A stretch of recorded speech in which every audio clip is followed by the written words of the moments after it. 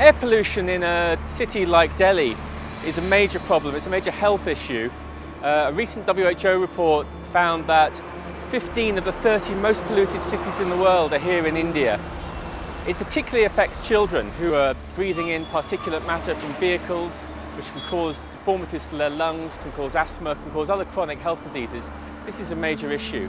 So for the Global Initiative for Child Health and Mobility, a city like Delhi is really where we need to be working and acting to try and reduce these dangers, to try to make sure that every child has a safe and healthy journey every single day. WHO data says that over 600,000 people in India lose their lives every year just because of the very poor air quality that they breathe. I mean, you can just see around the quality of fumes which are coming from the vehicle only add to the problem. So air pollution was the big killers in India. We did this research to establish the case that vehicle emission is one of the biggest sources of polluters in cities.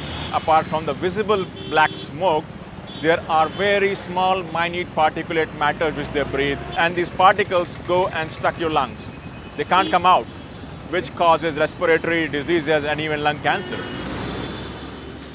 Those patients who live around the roads, within 100 meters of the main roads, they get affected.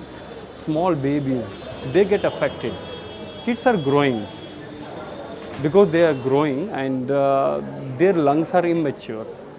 If they get affected at the initial period, say during first 2 years, they will have lifelong permanent effects.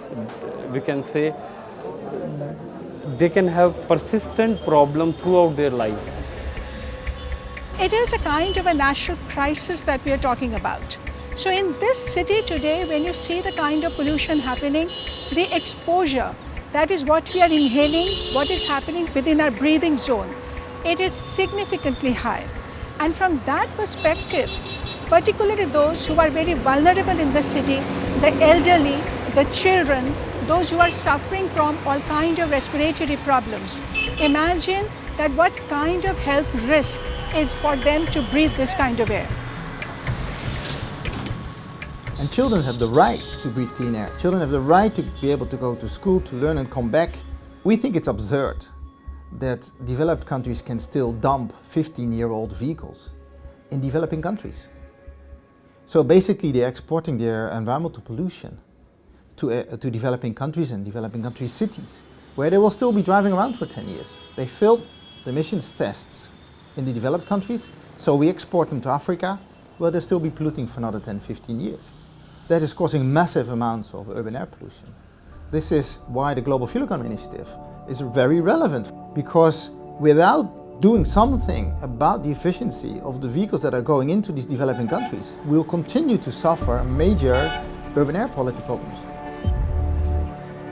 The cars of the future will have to be more efficient. So it is vital to have policy approaches which actually communicate to the vehicle industry that governments are serious about putting in place frameworks for fuel economy.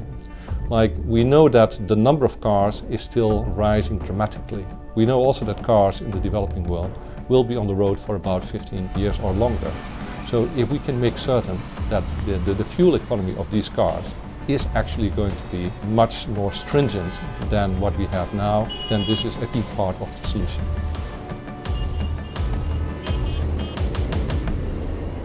Cleaner fuels, to me, is one of the most important development goals, because I think we are underestimating the dangers that we are facing, and not only now, but for the next 25 years or the next 50 years. We need cleaner fuels, certainly, and cleaner engines to make sure that the people of Africa are living in a clean and safe environment.